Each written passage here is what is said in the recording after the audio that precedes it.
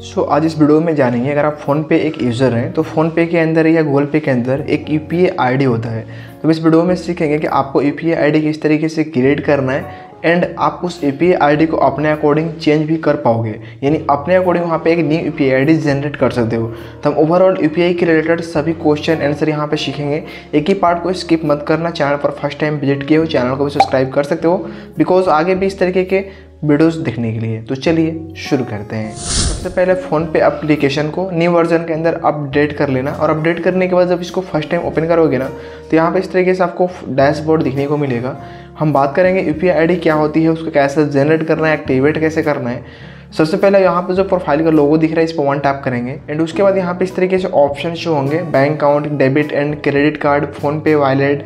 But ये सारे option को इग्नोर करना। सिंपल यहाँ पे देखो तो 3 ऑप्शन से मिलेंगे, ऑटो पे, इंटरनेशनल और यूपीआई सेटिंग। जस्ट आपको यूपीआई सेटिंग्स के ऊपर टैप करेंगे। यहाँ पे आपको 3 टाइप के यूपीआई आईडी शो होंगे, जो कि यहाँ पे पहले सिर्फ YBL हम लोग जानते थे कि YBL का मतलब फ़ोनपे है, लेकिन फ़ोनपे अकाउंट बहुत सारे बैंक के साथ टैप कर लिए।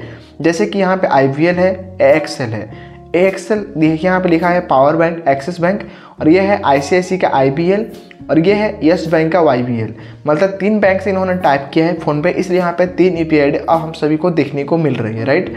बट यहाँ पे बात ये आती है कि ठीक है, यूपीआई आईडी को एक्टिवेट करने का बेनिफिट्स क्या होगा। अगर आप YBL या कोई भी यूपीआई आईडी को एक्टिवेट कर लेते हो, चलिए मैं यहाँ पे एक्टिवेट कर लेता हूँ YBL को। तो यहाँ पे आपको सिम चूज़ करना होगा कि कौन से नंबर आपके एक बैंक के साथ लिंक है। उस सिम को चूज़ करके कन्फर्म पे टैप करेंगे, यानी कंटिन्यू करेंगे। उस सिम के अंदर ना कोई रिचार्ज प्लान भी होनी चाहिए जिसमें SMS फ्री हो, या SMS के लिए कोई मेन बैलेंस भी होनी चाहिए, तभी आपका जो अकाउंट है ना इसमें लिंक हो पाएगा, ठीक है। अब देखिए यहाँ पे इस तरीके से सक्सेसफुली एक्टिवेट हो चुका है। अब देखिए YBL मेरा एक्टिवेट हो गया।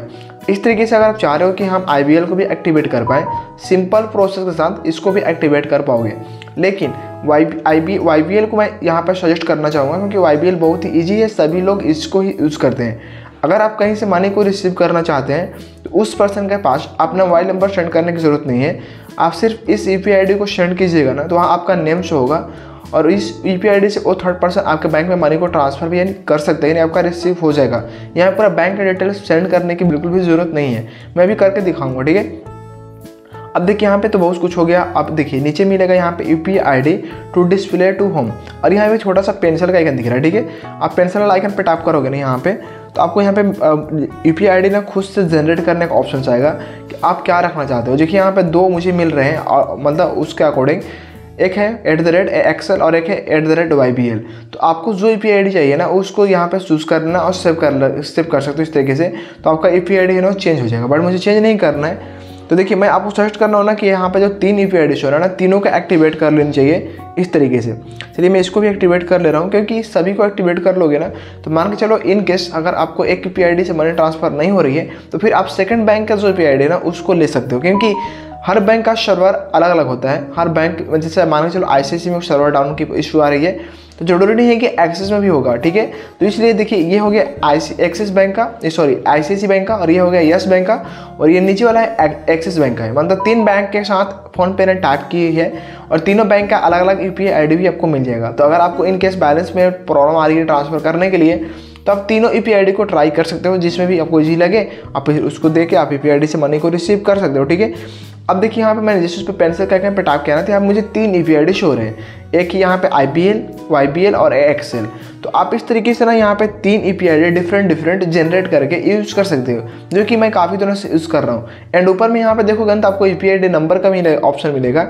आप यहाँ पे अगर इसमें मतलब ये नंबर से अगर बैंक को लिंक कर दोगे ना, तो फिर आप मतलब आप किसी से बस नंबर के द्वारा मनी को रिसीव कर पाओगे, चाहे उसके पास गूगल पे हो, फ़ोनपे हो, पेटीएम हो, ये कोई मायने नहीं रखता है। जैसे ही वो आपके नंबर को एंटर करेगा ना, डायरेक्ट आपके इस बैंक के अंदर ना बैलेंस को सेंड कर पाएगा। यूपीआई नंबर का मतलब पर्टिकुलर नंबर, आप इसको लिंक टू फ़ोनपे के अंदर क्लिक करके इसको एक्टिवेट कर लेंगे। उसके बाद यहाँ पे आपका यूपीआई नंबर ये मोबाइल नंबर बन जाएगा, और इस नंबर से किसी प्लेटफॉर्म से आप मनी को रिसीव कर पाओगे। बात यहीं पे ख़त्म नहीं हो रही है। अगर आपको समझना है कि यूपीआई आईडी से मनी ट्रांसफ़र कैसे करना है, तो जैसा कि ऊपर में यहाँ पे देखोगे तो ऑप्शन मिलेगा to mobile number, to bank and UPI ID, ठीक है। इस पर क्लिक करेंगे। इस पर क्लिक करने के बाद यहाँ मिलेगा आपको बैंक अकाउंट का ऑप्शन और यूपीआई आईडी का ऑप्शन, ठीक है। अब देखिए यूपीआई आईडी के अंदर हम आ चुके हैं। हम यहाँ पे अपना मोबाइल नंबर @YBL करके इस तरीके से एक यूपीआई आईडी हम यहाँ पे फिल कर लेते हैं, ताकि मैं आपको अच्छे से एक्सप्लेन कर पाऊँ, ठीक है। किसी का भी यूपीआई आईडी को फिल करेंगे ना तो यहाँ आपको वेरीफाई पे क्लिक करना होगा। वेरीफाई पे क्लिक करोगे तो ऑटोमेटिक यहाँ पे एक ग्रीन टिक दिखेगा, उसका नाम शो होगा। इससे आप यहाँ पे मतलब पहचान पाओगे, अब यहाँ आपको ट्रस्ट हो जाएगा कि हाँ ये जो यूपीआई आईडी है ना उसी पर्सन का है, ताकि इन केस बाद में आपको बोले ना कि आपने रॉन्ग मनी ट्रांसफ़र की है। क्योंकि जब भी आप उसका यूपीआई आईडी एंटर करोगे तो उनका नाम यहाँ पे डिफरेंटली शो होगा, और जब तक आपका नाम यहाँ पे शो नहीं हो रही है, यानी जिनका यूपीआई आईडी है उनका नाम शो नहीं हो रहा, तब तक मैं आपको यहाँ पे सजेस्ट करूँगा कि आप मनी को ट्रांसफ़र भूल से भी मत करना। इन केस मनी ट्रांसफ़र कर दोगे, अगर हो भी जाए तो फिर वो बंदा रिस्पॉन्स नहीं लेगा इस पैसे का, ठीक है। तो पहले उस बंदे का यहाँ पे नाम होनी चाहिए जिनका आप यूपीआई आईडी यहाँ पे यूज़ कर रहे हो, उसके बाद ही आप मनी को ट्रांसफ़र करना, ठीक है। तो मुझे उम्मीद है कि आपको यूपीआई से रिलेटेड सभी कुछ समझ में आ गई होगी। फिर भी कोई क्वेश्चन कन्फ्यूजन रह गई हो, इंस्टेंट इस आईडी पर मैसेज करके हमसे हेल्प ले सकते हैं। Thanks for watching.